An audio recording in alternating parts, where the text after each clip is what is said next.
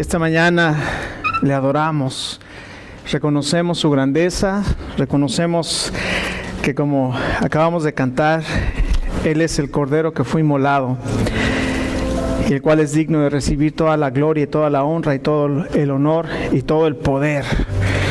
Porque dice el apóstol Juan: porque tú fuiste inmolado y con tu sangre nos has redimido para nuestro Dios de todo linaje, de toda lengua, de todo pueblo, de toda nación, y nos has hecho para nuestro Dios un reino de sacerdotes para su gloria. Qué maravilloso, qué plan de Dios. El plan de Dios es maravilloso. Y estamos estudiando quién es Jesucristo. ¿Quién es Jesucristo? La gente que escuchó su mensaje, la gente que veía su ministerio, la gente que vio las señales y los milagros que Él hacía, se preguntaba: ¿quién es este? Aquella vez que calmó la tormenta, dijeron: ¿quién es este que aún el mar y el viento le obedecen? La gente se preguntaba: ¿quién es este que enseña con tanta autoridad, no como los escribas? Y la gente se preguntaba: ¿quién es? ¿Quién es Jesucristo? Y en el Evangelio de Juan encontramos que el Señor Jesucristo nos dice y nos revela quién es a través de estos 7 palabras que Él habla como el yo soy, los 7 yo soy que se conocen en el Evangelio de Juan, y cada uno de esos yo soy nos dice quién es el Señor Jesucristo. Esta mañana vamos a estudiar yo soy, el camino, la verdad y la vida en San Juan capítulo 14, así es que tiene su Biblia. Y bueno, si viene a la iglesia debería traer su Biblia. Entonces saque su Biblia y ábrala en Juan capítulo 14. Dicen que una vez los varones se van a identificar con eso, porque a mí me ha pasado. Dicen que una vez una señora le dijo a su esposo, mandó a su esposo a comprar papas. ¿Alguno se puede identificar? Una vez me mandaron a comprar cohete. Y yo llegué al súper y a la tienda y le dije a la persona: necesito cohete. Y me dijo: ¿mechado o sin mechar? Y yo le dije: pues ahí está el cohete, porque yo no sé, a mí nada más me dijeron: ve por cohete.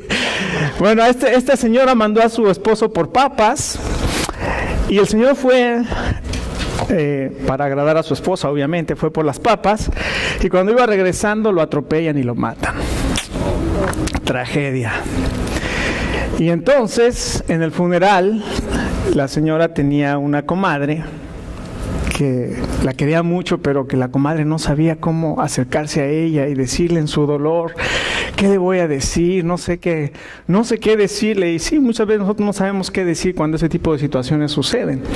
Y entonces se acerca allá a su comadre y nada más la abraza y le dice: comadre, ¿y ahora qué va a hacer? Y dice: pues yo creo que el arroz, pero sin papas.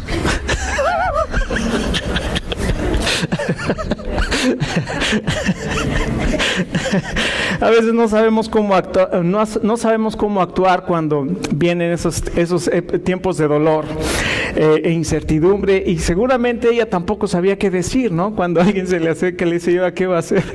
En el dolor y en medio de la incertidumbre, muchas veces nosotros no sabemos qué hacer. Déjeme decirle que si usted ha estado viendo las noticias últimamente, seguramente tal vez le afectan como algunos de nosotros nos afectan ver las noticias. Y uno dice: bueno, ¿qué está pasando allá en África, ¿no? En África del Oeste, en Guinea, en Kenia y esos Burkina Faso. ¿Qué está pasando en esos lugares con ese brote de ébola? Y uno dice: ébola, no, hombre, aquí no nos pasa nada, aquí no, está muy lejos, ¿no? Y déjeme decirle, usted sabe que ese virus es muy contagioso, se contagia únicamente por contacto, no por aire ni por nada de eso, pero es sumamente contagioso, y la gente cuando no sabe que está enferma, pues, se acerca a la otra persona y lo puede contagiar. Bueno, lo que dicen es que usted sabe de esos 2 misioneros que estaban allá y los trajeron a Atlanta, y uno piensa: bueno, pues la gente empezó a decir ahí: ¿cómo es posible que se les ocurra traerlos aquí a los Estados Unidos, a esta gente que está infectada con ébola? Y bueno, los traen a Atlanta, y usted dice: bueno, por lo menos está lejos, está en Atlanta. Bueno, déjeme decirle que el equipo de misioneros que estaba en África son de Charlotte. Y el equipo de misioneros que estaba con la doctora que quedó enferma están en Charlotte, normal, o sea, entonces uno dice, claro, están en cuarentena, ¿no? En cuarentena iba a decir, pero de todas maneras, este tipo de noticias nos afecta.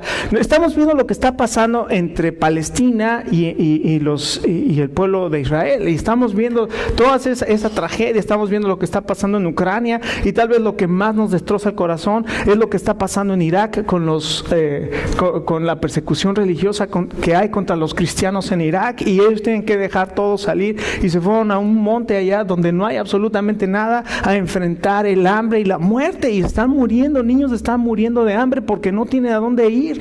Y cuando llegan los helicópteros para sacar a estas personas, usted ve la angustia en la cara de los niños pidiendo que los saquen de ese lugar. Déjenme decirle, nosotros estamos viviendo en una época de incertidumbre, estamos viviendo en una época de temor. Es más, hace algunos años, desde que sucedió lo de las Torres Gemelas en el 2001, el nivel de ansiedad ha crecido, y el nivel de temor contra el terrorismo, contra las enfermedades, las pandemias, todas estas cosas. Y estamos viviendo nosotros en medio de una cultura de temor que está afectando nuestro estado mental, y esto distorsiona la manera en que nosotros vemos la vida.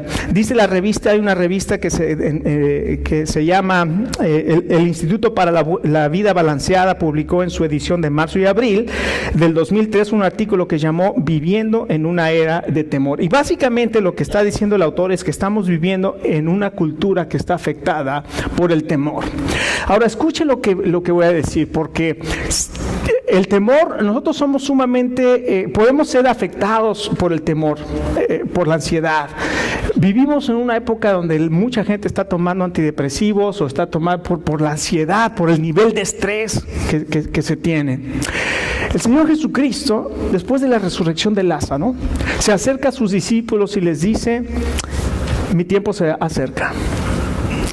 Es más, María y Lázaro y Marta hacen una cena, y el día de la cena María llega y quiebra un frasco de perfume de alabastro a los pies del Señor Jesucristo, y se derrama el perfume en aquel lugar, y el Señor Jesucristo dice: esta mujer ha hecho esto preparándome para mi sepultura.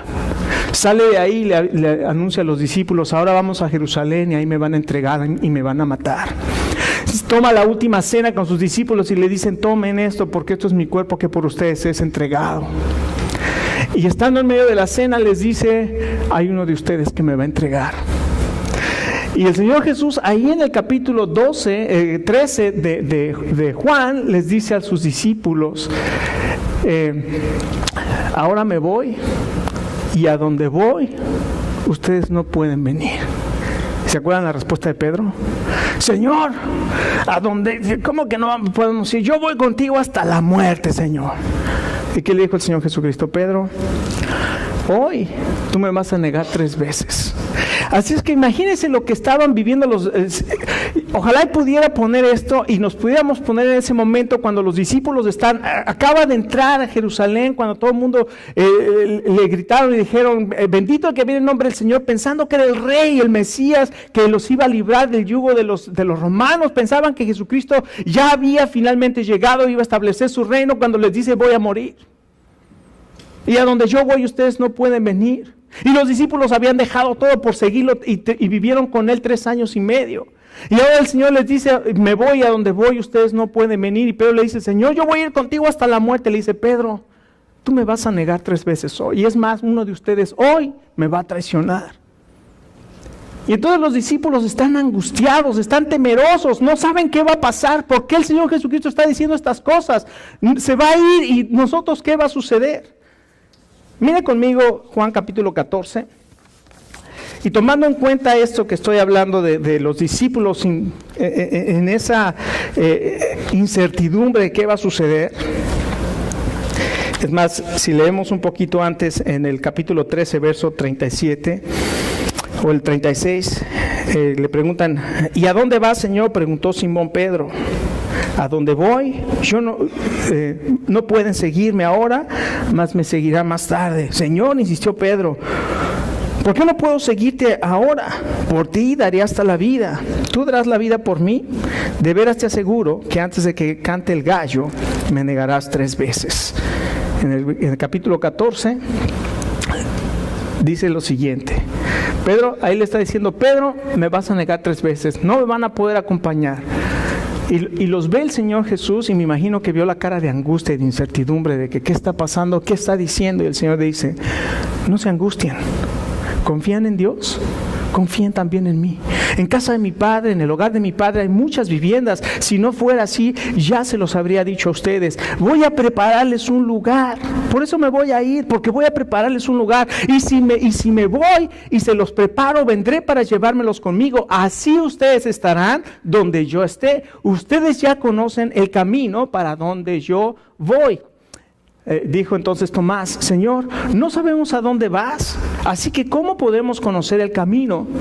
Yo soy el camino, la verdad y la vida, le contestó Jesús. Nadie llega al Padre sino por mí.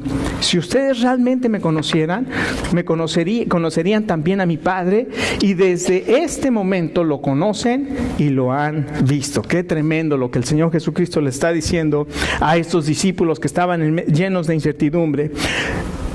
Una de las cosas que nosotros aprendemos de este pasaje, en primer lugar, es que Jesucristo es el remedio contra la ansiedad. Jesucristo es el remedio contra la ansiedad. Si esta mañana el Señor puede exponer nuestros corazones de cada uno y exponer si nosotros somos ansiosos, temerosos, estresados, ¿usted qué diría? No, yo vivo en paz, soy bien tranquilo, yo no vivo con estrés. No. El Señor sabe cuáles son los temores que tenemos, que enfrentamos, y al momento que nos deja saber qué temores, qué ansiedades tenemos, usted puede escuchar la voz del Señor Jesús que le dice, no tengas temor, no te angusties, no te angusties. ¿Crees en Dios?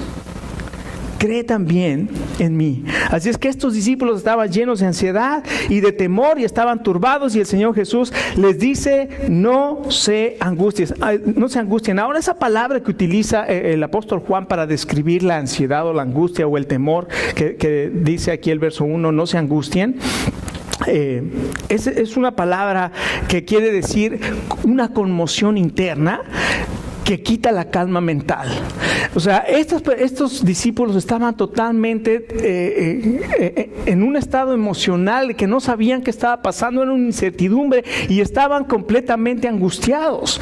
Y el Señor Jesús por eso viene y les dice, no se angustien. Y todos nosotros podemos también ser fácilmente angustiados al pensar todo lo que está pasando. Es más, usted piensa, tengo que pagar la renta. Y si no tiene dinero, se empieza a angustiar. Y tengo que comprar comida, o pago la renta, o compro comida. Y muchas veces todas estas cosas nos angustian. Y ya voy a cumplir años y tengo que ir a hacerme un examen médico y no sé si me lo hacer porque me da temor que me vayan a decir algo que yo no quiero escuchar. Y todos nosotros vivimos con esa incertidumbre y con esa angustia, y el Señor Jesucristo esta mañana se acerca a nosotros, se acerca a ti y te dice, no te angusties, ¿crees en Dios? Cree también en mí. Ellos estaban pensando, los discípulos estaban pensando, ¿qué va a pasar cuando el Señor Jesucristo se vaya? Él está diciendo que se va a ir, y que cuando Él se vaya, yo no voy a poder ir. Y algo les dice maravilloso el Señor. Toda esa frase está impresionante. No se angustien, confían en Dios. Y les está diciendo como que les está asegurando, ustedes están confiando en Dios, y si están confiando en Dios, pueden también confiar en mí. Y entonces está diciendo, ustedes pueden tener confianza en mí. Así es que, ¿cómo el Señor es el remedio contra la ansiedad? A través de confiar en el Señor Jesucristo. Así es que escuche y anótelo por ahí, el remedio para el temor es la fe en Jesucristo. El remedio para el temor es la fe en Jesucristo. Así que el Señor les está diciendo algo completamente nuevo para ellos. Les está diciendo, ¿ustedes creen en Dios? Sí. Dice, ahora crean también en mí. Crean también en mí. Les está diciendo algo tremendo que para ellos era algo nuevo. Recuerden, los judíos eran entrenados desde el principio, desde pequeños tenían que aprender los 10 mandamientos y tenían que aprender el Shema. Y el Shema decía, oye Israel, el Señor tu Dios uno es, y amarás al Señor tu Dios con todo tu corazón y con toda tu alma y con toda tu mente y con todas tus fuerzas. Y estas palabras que yo te mando hoy estarán en tu corazón. Entonces los entrenaba desde pequeños a adorar solamente a un Dios. En los 10 mandamientos les decía, yo soy Jehová tu Dios que te saqué de la tierra de Egipto de casa de servidumbre. No tendrás dioses ajenos delante de mí. No te harás imagen ni ninguna semejanza de lo que está arriba en el cielo, abajo en la tierra o en las aguas debajo de la tierra. No te inclinarás a ellas y no las vas a honrar. Ellos aprendían esto, ellos aprendían que solamente había un Dios, y ahora el Señor Jesucristo se acerca y les dice, ¿confían en Dios? Sí, confíen en mí. Les estaba diciendo, yo soy Dios. Todo el Evangelio de Juan se presenta al Señor Jesucristo como el Dios hecho carne. Empezando desde el verso 1, en el principio era el verbo y el verbo estaba con Dios y el verbo era Dios. Y aquel verbo fue hecho carne y habitó entre nosotros. El Señor Jesucristo se presenta como el Dios hecho carne. Y Él les dice, si ustedes confían en Dios, están confiando también en mí. Jesucristo entonces es Dios. Y no solamente les da confianza en Cristo, les dice confíen en Cristo, confíen en mí, sino les dice algo tremendo. Y les dice lo que sigue también es maravilloso. En el hogar de mi Padre hay muchas viviendas. Si así no fuera, ya se los habría dicho, pero voy a prepararles un lugar. Déjeme decirle, el Señor Jesucristo nos da la certeza del cielo. El Señor Jesucristo nos da la certeza de un lugar que Él fue a preparar para nosotros, para que un día podamos estar con Él. Y eso es a lo que nosotros nos referimos cuando alguien habla y dice, te vas a ir al cielo. Bueno, se está refiriendo, vas a estar en la presencia de Dios en la eternidad. Esto es lo que está diciendo el Señor Jesucristo. Yo voy a preparar un lugar para ustedes, para que donde esté yo, ustedes también puedan estar conmigo. Para muchos piensan que el cielo y el infierno se viven aquí en la tierra. ¿Usted conoce gente que le ha dicho, no, el cielo y el infierno se vive aquí en la tierra?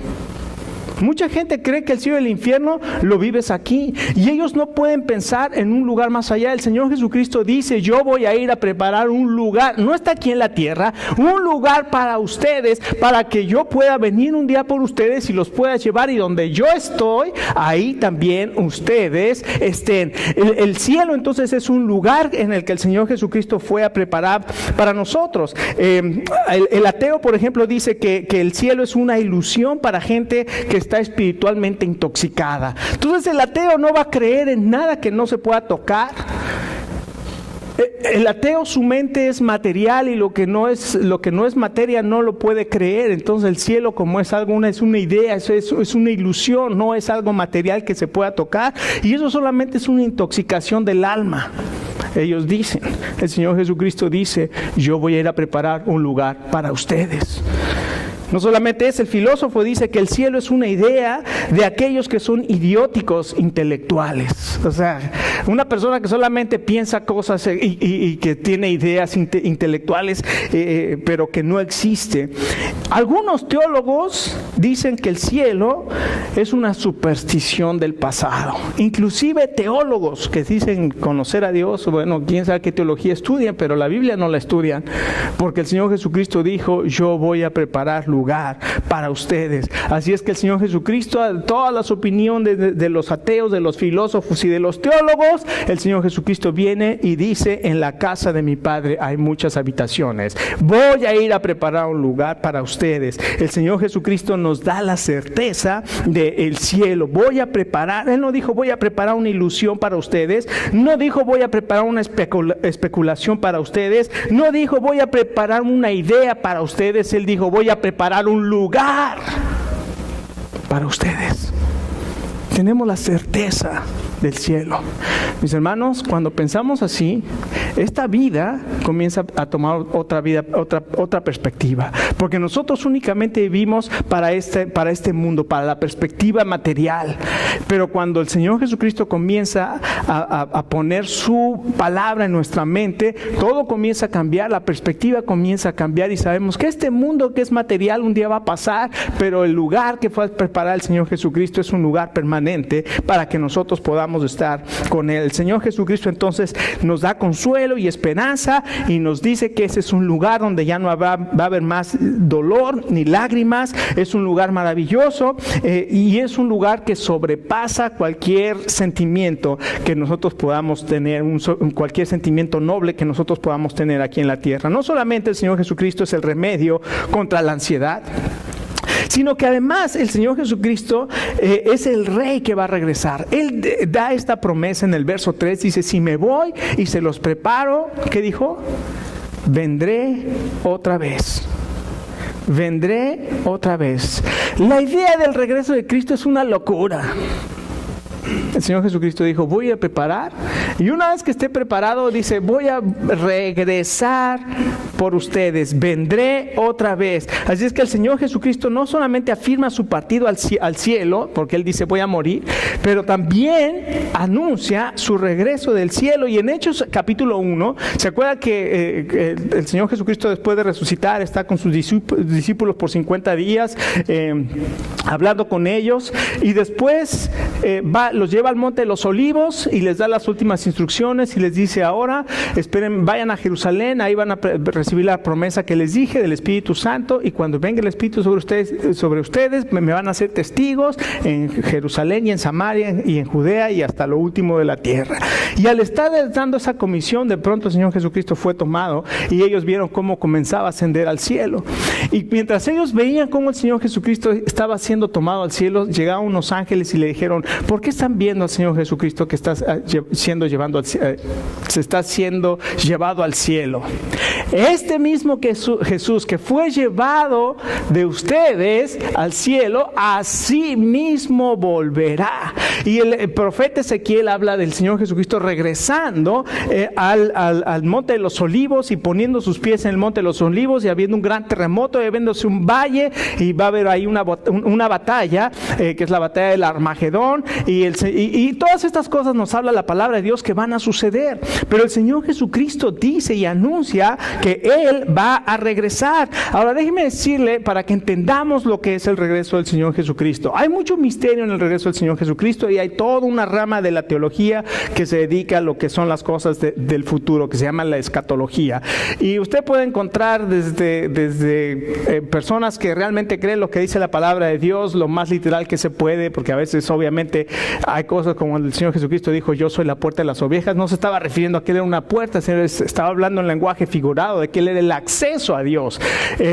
Pero tenemos que aprender las leyes de interpretación se llama hermenéutica, para poder entender lo que la palabra de Dios está diciendo. Pero hay algunos que no creen en un segundo regreso del Señor Jesucristo literal. Otros piensan que es figurativo, otros piensan que solamente en el corazón de las personas. Pero la palabra de Dios enseña claramente que el Señor Jesucristo va a regresar visiblemente, va a regresar visiblemente. Ahora, hay dos cosas que van a suceder en la segunda venida de Jesucristo. En primer lugar, el arrebatamiento.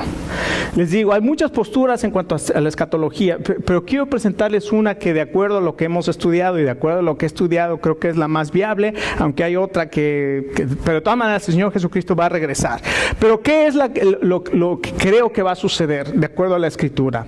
El Señor Jesucristo habla de que Él va a regresar, y aquí lo dice claramente, y si me voy y les preparo lugar, dice que vendré para llevármelos contigo. ¿A quién le está hablando? A los discípulos, a los creyentes. El Señor Jesucristo va a regresar y va a regresar por los creyentes. Cuando el apóstol Pablo fue a predicar el Evangelio, llegó a una ciudad que se llama Tesalónica y ahí comenzó a predicar. Fue una de las primeras ciudades europeas donde se predicó el Evangelio y la gente creyó. Tuvo que salir de Tesalónica por la persecución sino que llegaba a una ciudad y lo perseguían. Entonces tuvo que salir y les escribe una carta, que es la primera de Tesalonicenses. Le escribe una carta donde les aclara muchas cosas que les había dicho. Obviamente había muchas dudas de la iglesia y qué va a pasar con los que ya murieron y todas estas cosas. Y entonces el apóstol Pablo escribe una carta en 1 Tesalonicenses 4, les dice lo que va a suceder y les dice: no quiero que se entristezcan por los que ya murieron, como los que no tienen esperanza. Dice: porque si nosotros creemos que Jesucristo resucitó, entonces también nosotros resucitaremos con Él.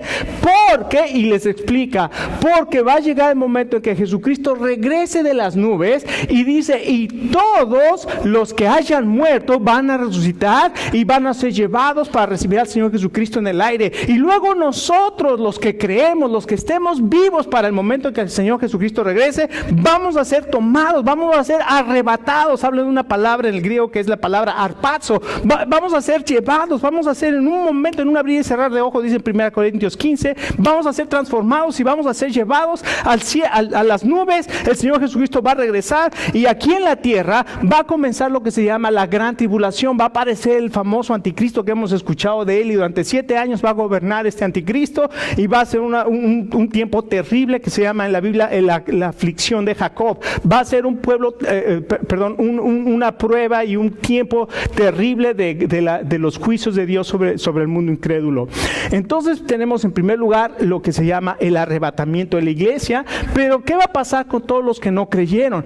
Si el Señor Jesucristo va a regresar en las nubes, ¿por qué no llegó a la tierra? Porque aparentemente, y esto es todavía, les digo, lo que yo creo que va a ser, el Señor va a llevar la iglesia. Ahora, la iglesia no quiere decir la iglesia bautista de Apex.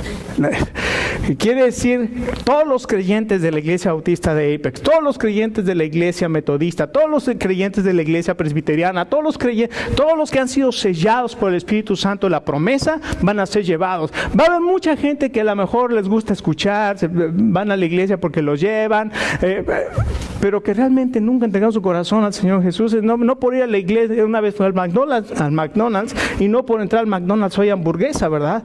Hay gente que piensa que porque entra a la iglesia es cristiana. No, tiene que haber una conversión de corazón, tiene que recibir a Jesucristo en su vida. Ahora, ¿qué va a pasar con los que no creyeron? La palabra de Dios dice que el Señor Jesucristo, de Apocalipsis capítulo 19, va a venir del cielo y va a traer juicio sobre todos los incrédulos. Todos los que no creyeron, el Señor Jesucristo va a regresar y va a traer juicio contra todos los incrédulos. Y una vez que termine con los incrédulos y venga el juicio contra ellos, va a instaurar su reino aquí en la tierra para reinar por 1000 años. Entonces, el Señor Jesucristo promete regresar. Entonces, en el arrebatamiento de la iglesia, pero también es el advenimiento a los incrédulos. Y finalmente, también el Señor Jesucristo no solo es el Rey que regresará, sino el Señor Jesucristo es el camino al Padre. Los discípulos ahora ya se sienten un poco más tranquilos. Bueno, ya por lo menos ya sabemos que el Señor se va a ir, pero va a regresar y va a ir a preparar un lugar para nosotros. Y cuando Él venga, dice que nos va a llevar con Él y nos dice que sabemos a dónde va y también ahora sabemos el camino.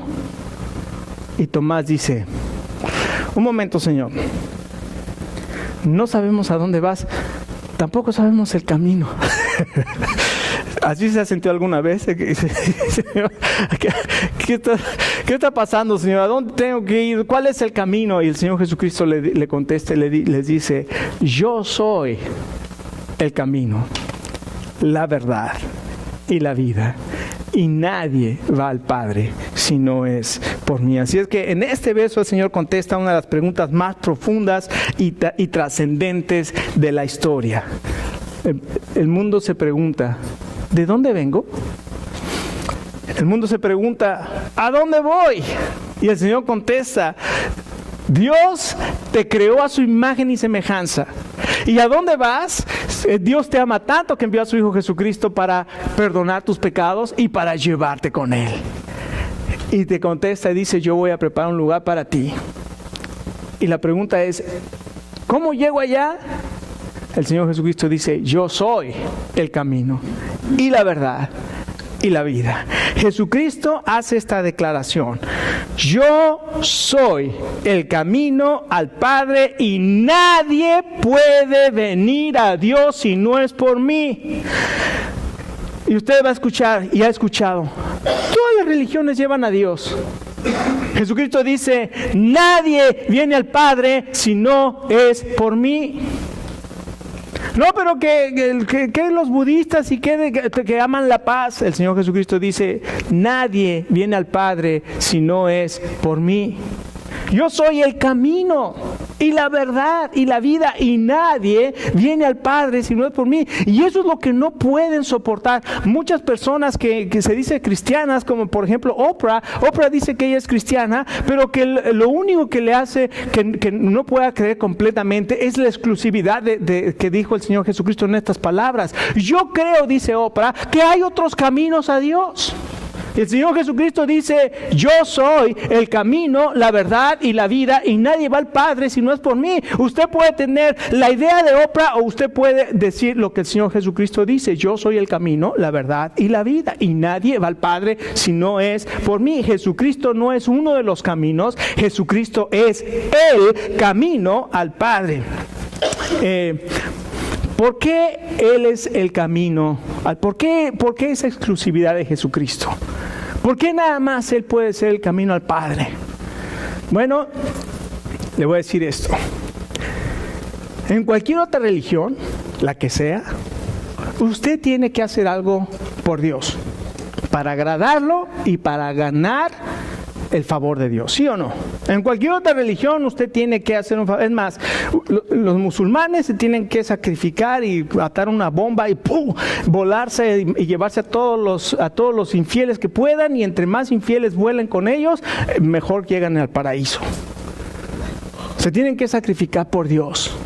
Déjeme decirle, Jesucristo, Dios se hizo hombre para sacrificarse por nosotros. Y en la cruz del Calvario, ahí entregó su vida y fue crucificado, y clavos en sus manos y clavos en sus pies y una corona de espinas en su cabeza. Y ahí estaba el Señor Jesucristo haciendo la paz mediante su cruz de un Dios santo y un mundo pecador. El Señor Jesucristo fue a morir y a pagar el precio de nuestros pecados. ¿Por qué Jesucristo es el único camino al Padre? Porque Jesucristo es el único que se ha sacrificado por los pecadores. Él dio su vida por nosotros. Por eso es el único camino al Padre. No solamente Jesucristo es el camino al Padre, sino que Jesucristo es la verdad. Muchas personas tienen grandes problemas con esta declaración de que el Señor Jesucristo es la verdad. No es una verdad, es la verdad. No hay otra verdad. Jesucristo es la verdad. Cuando Pilato lo tenía ahí en sus manos y estaba decidiendo qué iba a hacer con él, y el Señor Jesucristo le dijo, yo he venido a dar testimonio. Dime tú si eres el rey de los judíos. Dime tú si eres el Cristo. Y el Señor Jesucristo se callaba y no le hablaba nada, no le respondía nada a Pilato. Y cuando respondía, pobre Pilato se ponía a temblar. ¿Qué no sabes que tengo el derecho sobre tu vida? Y le dice el Señor Jesucristo, Pilato, tú no tendrías ningún derecho si no te fuera dado de mi Padre. Él estaba en autoridad. Y le dijo, Pilato, yo he venido a dar testimonio de la verdad. Y Pilato le dice, ¿y qué es la verdad? El Señor Jesucristo no le dijo nada. Búscale. Yo soy el camino, la verdad y la vida. Buda le dijo a sus discípulos en el Mahaparinibbana Sutta, en los escritos Pali de Buda, les dice a sus discípulos cuando iba a morir, busquen la verdad. Él no es la verdad. Jesucristo dijo, yo soy la verdad. Él es la verdad. Usted quiere conocer la verdad y no equivocarse, conozca a Jesucristo. Y después le dice, y además yo soy la vida. Únicamente en Cristo se encuentra la verdadera vida. No solamente una verdadera vida aquí en la tierra. Uno piensa que ¿verdad? El pecador, el que se la pasa en las fiestas y en las borracheras, que está viviendo la vida, la verdad está viviendo en esclavitud, porque eso no está satisfaciendo su vida y nunca va a llenar su vida y nunca va a quedar satisfecho en la vida, porque déjeme decirle, todos nosotros, todos los seres humanos fuimos creados a imagen y semejanza de Dios, y Dios nos creó para Él. Y hasta que no estamos conectados con Él, nuestra vida no va a tener sentido ni significado, ni va a tener plenitud. Cuando el Señor Jesucristo dice, yo soy el camino, yo soy la verdad, yo soy la vida, recuerde Juan capítulo 10 dice, yo he venido para que tengan vida y tengan una vida plena, una vida en abundancia. El Señor Jesucristo nos dice esta mañana: yo soy el camino, yo soy la verdad, yo soy la vida. Él nos puede dar vida aquí en la tierra, una vida plena, abundante y significativa, pero también es una vida eterna que el Señor Jesucristo les está diciendo: yo voy a preparar un lugar para ustedes. Todas estas cosas, que Jesucristo es un solo camino, que solamente Jesucristo es el acceso al cielo, que Jesucristo es la única verdad, que Jesucristo es la vida plena, nos habla de que Jesucristo es, el Señor Jesucristo es Dios hecho carne, que nos ofrece a nosotros esta vida que es la vida eterna. Él es el camino a la vida eterna. Él es la verdad para esta vida y es la verdad para la vida eterna. Todas estas cosas el Señor Jesucristo nos habla. Ahora, escuche, mucha gente está caminando diferentes caminos. Y el libro de Proverbios dice lo siguiente: hay caminos que al hombre le parecen derechos. Hay caminos que al hombre le parecen derechos, pero su fin es camino de muerte. Jesucristo dijo: yo soy el camino, la verdad y la vida, y nadie va al Padre sino por mí. Tal vez esta mañana usted está llevando temores, tal vez usted está llevando ansiedades o inseguridades, tal vez está pasando o llevando culpa en su vida, o tal vez rencor o soledad. Y esta mañana el Señor le dice: no te angusties. ¿Crees en Dios? Cree también en mí. Yo tengo un lugar preparado para ti. Y yo soy el camino. Y yo soy la verdad. Y yo soy la vida. Y quiero que tú me conozcas. Te quiero dar una nueva vida. Te quiero dar perdón de pecados. Ven, yo soy el camino. Conóceme. Vamos a...